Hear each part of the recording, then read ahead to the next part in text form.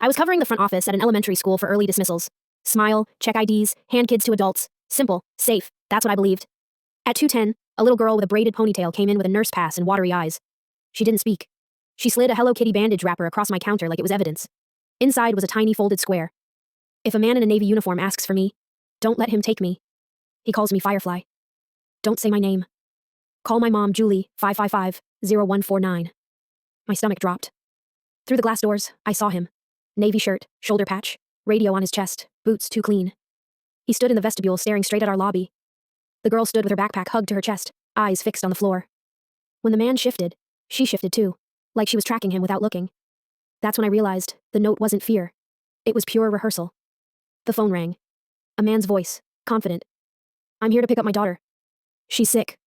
What's her name? I asked. Sophie, he said. Tell her Firefly's here. My hands went cold. I kept my voice bright. For early release, we use a pickup password. What's the code? Silence, then irritation.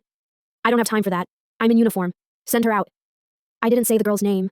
I just said, I'll confirm with the guardian on file. Don't, he snapped. Her mother is unreachable. I hung up and dialed the number from the note under the desk. Julie answered on the first ring. Hello? This is Maplewood Elementary, I whispered. A man in a navy uniform is here trying to pick her up. He used the nickname Firefly. Julie inhaled sharply. Do not release her. That's my ex. Protection order. Call police. I'm coming. I signaled our security officer, Mr. Dean, lock the vestibule. He hit the switch. The outer doors clicked locked. The man noticed immediately. He tugged the handle, then smiled at the parents nearby like it was a silly malfunction. Then he shouted through the glass. Firefly! Come on! The girl flinched so hard she dropped her tissue. I crouched beside her. You did the right thing. Stay with me. Mr. Dean stepped in front of the doors. Sir, step back. The man pressed his palm to the glass. Open up. Emergency pickup. I called 911 steady as I could. Unauthorized adult attempting pickup. Child is inside. Possible protection order. 2 officers arrived through the staff entrance within minutes. The man's smile disappeared, then snapped back on like a mask. Thank God, he said. They won't release my child. One officer looked at me. I handed him the note. He read it once, then crouched to the girl's level. Do you know that man? She shook her head hard. He's not my dad, she whispered. He knows my words. The man cut in, fast. She's confused. Sir, the officer said, standing. Show me custody paperwork. He produced a folded sheet.